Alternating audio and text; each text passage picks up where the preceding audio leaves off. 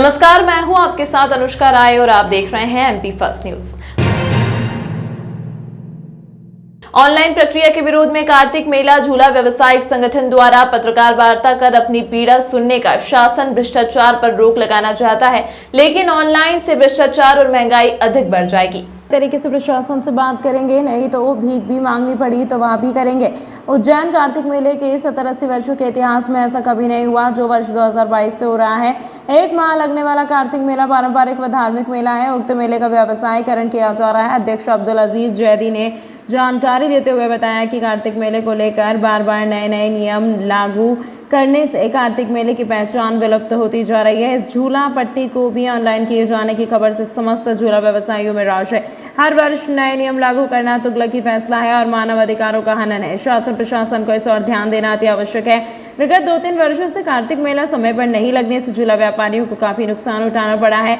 एक तरफ निगम प्रशासन ब्लैकमेलिंग भ्रष्टाचार पर रोक लगाने की बात करता है, दूसरी तरफ ऑनलाइन जैसे नियम बनाकर ब्लैकमेलिंग भ्रष्टाचार व लूट खसौट को लागू कर रहा है। जितनी महंगी भूमि आवंटन नगर निगम करेगा उतनी ज्यादा महंगाई बढ़ेगी। आम ग्रामीण एवं शहरी जनता के साथ लूट खसौट होगी। सबसे पहले मांग यही है, इस पे आपत्ति हम मध्य प्रदेश चुनाव निर्वाचन आयोग को भेज दिए, यहाँ भी सभी वरिष्ठ अधिकारियों को दे चुके हैं। आपत्ति यही है कि विगत वर्ष आपने अगर ऑफलाइन किया है और डबल तिबल शुल्क वसूला गया है तो ऑनलाइन की तो आवश्यकता ही नहीं है, कोई ज़रूरत ही नहीं पड़ती। इसका बोझ जनता पे लग जाएगा। मेरा मेन मकसद ये है कि पब्लिक की जेबें कट जाएंगी। 100-150 रुपये प्रति टिकट हो जाएगा, क्योंकि विगत वर्ष 2022 में इन्होंने ऑफलाइन किया। 60-65 हज़ार रुपये की रसीद को लगभग 2 लाख रुपए की काटी और उसके लिए हमें 20 रुपये बढ़ाना पड़े, 50 रुपये के 70 रुपये करना पड़े। अब अगर ऑनलाइन होता है, मान लो एक बात अभी तक तो नहीं है, और अगर ऑनलाइन होता है परिषद ने या समिति ने किसी ने पास कर दिया तो सीधी सट लूट खसोट ब्लैक मेलिंग। एक तरफ नगर पालिका निगम प्रशासन कहता है कि ब्लैक मेलिंग पे रोक लगा रहा है, भ्रष्टाचार पे रोक लगा रहा है, तो रोक कहाँ लगी भाई? रोक कहाँ लगी? इसको तो ब्लैक मेलिंग पे बढ़ावा मिल गया, वो भ्रष्टाचार बढ़ेगा, लूटपाट मचेगी।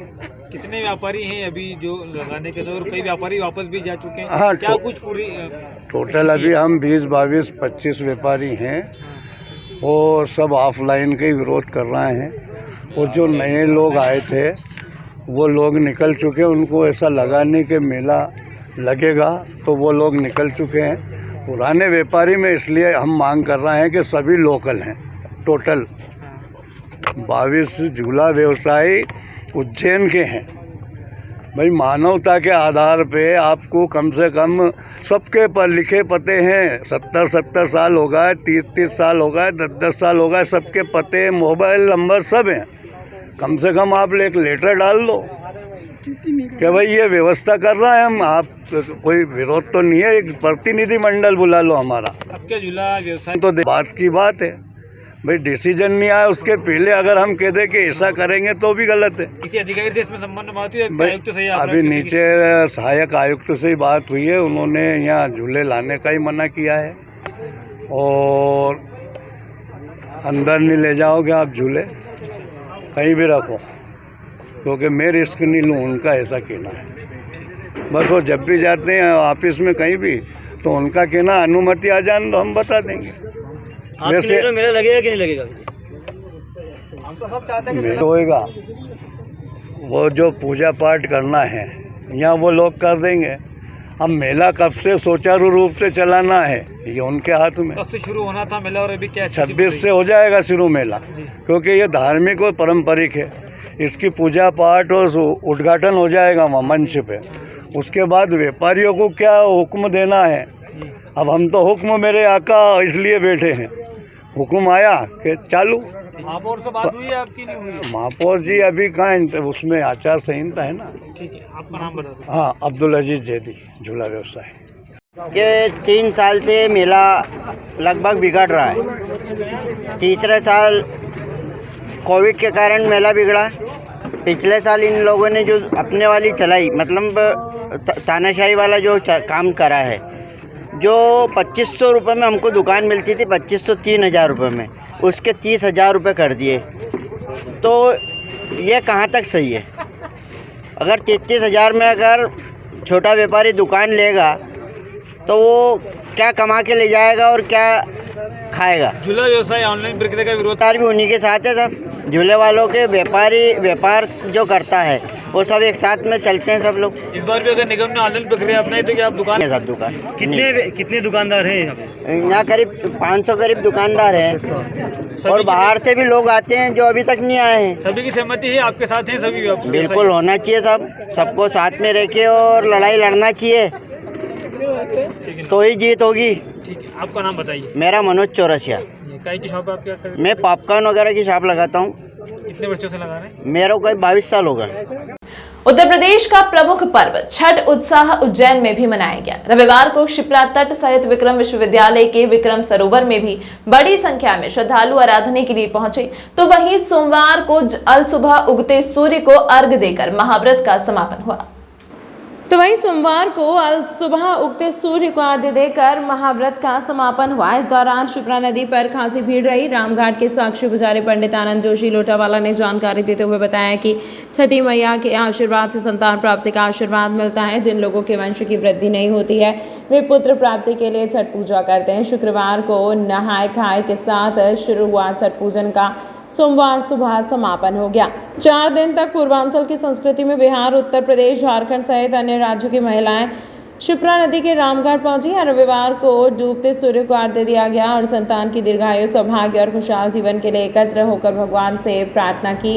1 घंटे तक पूजा अर्चना की गई। छठ पर्व के चौथे और आखिर दिन सुबह उगते सूर्य की व्रती घाटों या तालाब किनारों उदीयमान सूर्य को दूध और जल से अर्घ्य देकर महाव्रत का समापन हुआ। आज श्री महाकालेश्वर मंदिर से कार्तिक मास में निकलने वाली भगवान महाकाल की पहली सवारी सोमवार को शाम 4 बजे नगर भ्रमण पर निकल गई। भगवान महाकाल चांदी की पालकी में सवार होकर प्रजा को दर्शन दिए। इसके बाद अगली सवारी 25 नवंबर को आदि को हरिहर मिलन के लिए निकलेगी। भगवान महाकाल का सभा मंडप में पूजन के बाद शाम 4 बजे नगर भ्रमण पर निकले। आप देख रहे हैं कि छठ पूजा कल रात्रि से प्रारंभ हुई थी।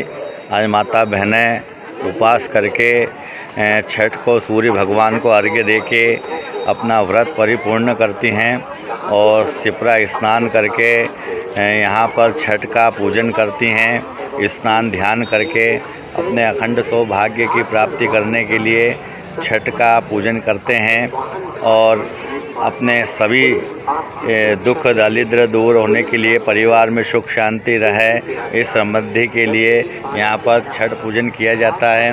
राम घाट पर सूर्य उदय होने पर सूर्य भगवान को अर्घ्य देते हैं और प्रार्थना करते हैं, जल देते हैं और फल फ्रूट साटा गन्ने का भोग लगाकर शिप्रा माता को प्रसन्न करते हैं।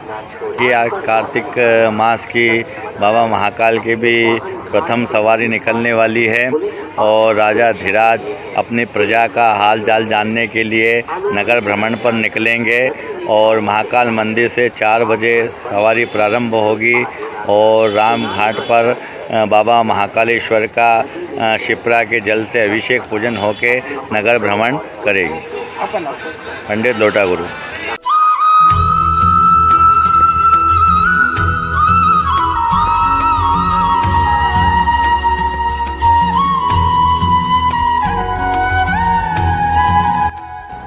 नवंबर से प्रारंभ होगी श्रीमद् भागवत कथा।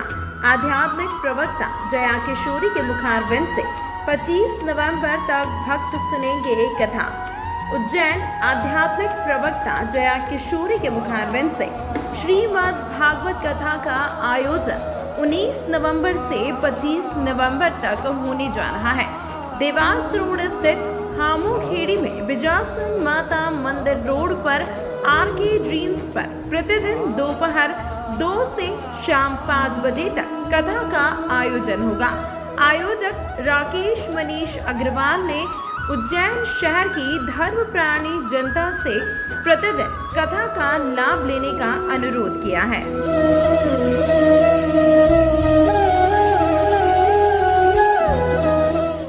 बाबा महाकाल की कृपा रही तो उज्जैन जिले में आयरन की खदान विकसित की जा सकती है। महिदपुर में आयरन युक्त मटेरियल मिला है जिसकी लेबोरेटरी में जांच की जा रही है। अभी तक उज्जैन में केवल पत्थर, मुरम और रेत खनिज ही खदानों से निकाला जाता था। अभी तक उज्जैन में केवल पत्थर, मुरम और रेत खनिज की खदानों से निकाला जाता है और इसी मटेरियल से विभाग को कुछ करोड़ रुपए का राजस्व मिलता है। मगर उज्जैन के खनिज विभाग के दिन बदल सकते हैं और सैकड़ों करोड़ का राजस्व मिल सकता है। दरअसल खनिज विभाग के इंस्पेक्टर आलोक अग्रवाल को महिदपुर में अपने भ्रमण के दौरान आयरन युक्त मटेरियल मिला है। यह मटेरियल ज़मीन से पिघलकर मिट्टी के साथ ऊपर सतह पर आया है। इस नए मटेरियल में आयरन की मात्रा हो सकती है।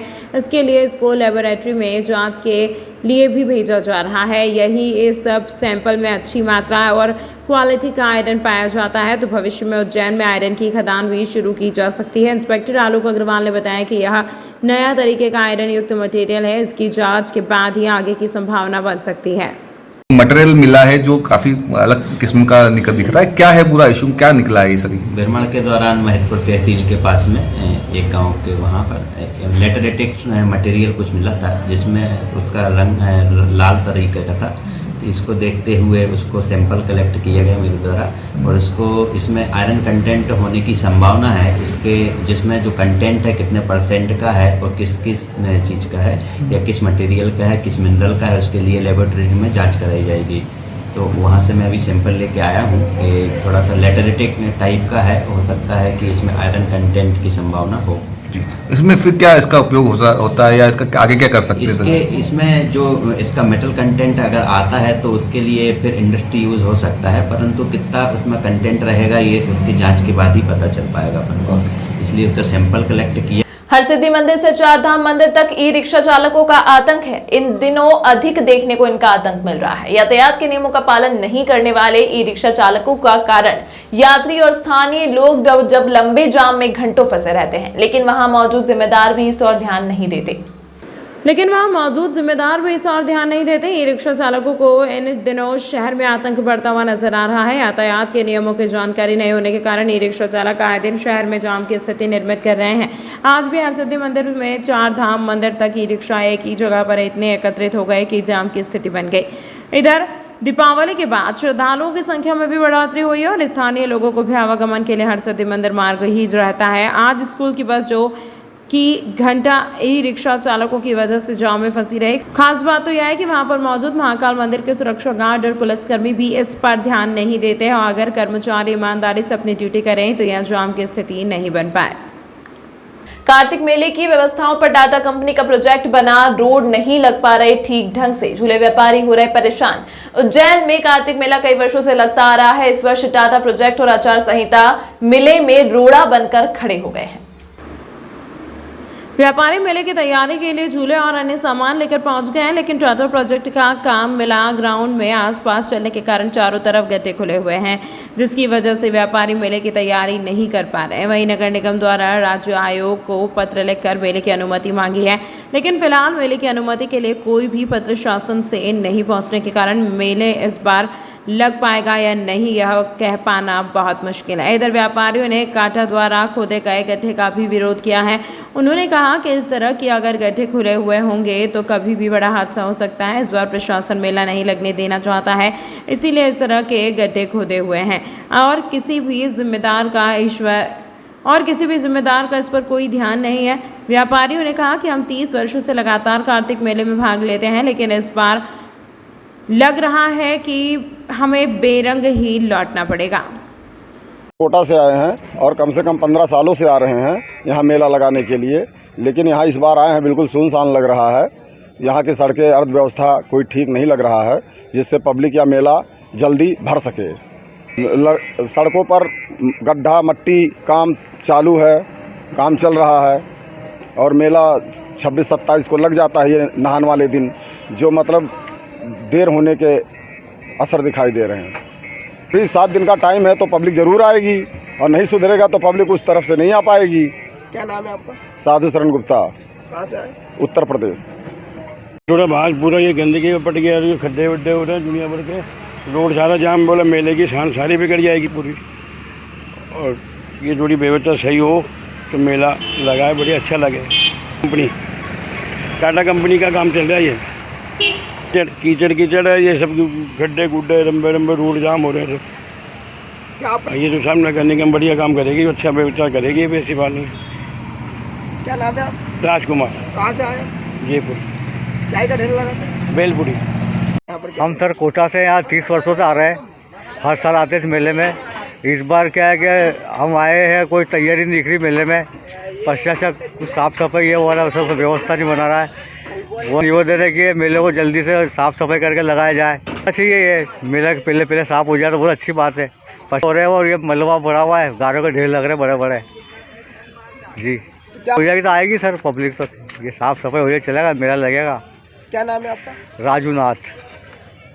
क्या काम लगा? ये अपने बच्चों को झूले सर। श्री महाकालेश्वर मंदिर में महाराष्ट्र के पुणे से पधारे श्री गौरी प्रसाद साहेब परदेसी द्वारा 1 नग चांदी का मुकुट, 1 नग चांदी की मुंडमाला, 11 मुंडों की 2 नग चांदी के कुंडल भगवान श्री महाकाल जी को अर्पित किए गए, जिसका कुल वजन 7182 ग्राम है। जिसका कुल वजन 7182 ग्राम है, जिसे कि श्री महाकालेश्वर मंदिर प्रबंध समिति के कोठार प्रभारी श्री मनीष पांचाल द्वारा प्राप्त कर विधिवत रसीद प्रदान की गई। यह जानकारी श्री महाकालेश्वर मंदिर प्रबंध समिति के प्रशासक के निज सहायक श्री प्रशांत त्रिपाठी द्वारा दी गई। मंदिर प्रबंध समिति के प्रशासक श्री संदीप कुमार सोनी ने बताया कि श्री महाकालेश्वर मंदिर की सभी व्यवस्थाएं दान के माध्यम से ही संचालित होती हैं। श्री महाकालेश्वर मंदिर प्रबंध समिति द्वारा संचालित निःशुल्क अन्न क्षेत्र, गौशाला, चिकित्सा आदि में भी अपनी श्रद्धानुसार दान भी करते हैं। समय समय पर मंदिर के अधिकारी, पुजारी, पुरोहितों, मंदिर प्रबंध समिति सदस्यों व कर्मचारियों के माध्यम से भी भक्तों को मंदिर में दान करने हेतु प्रेरित किया जाता है।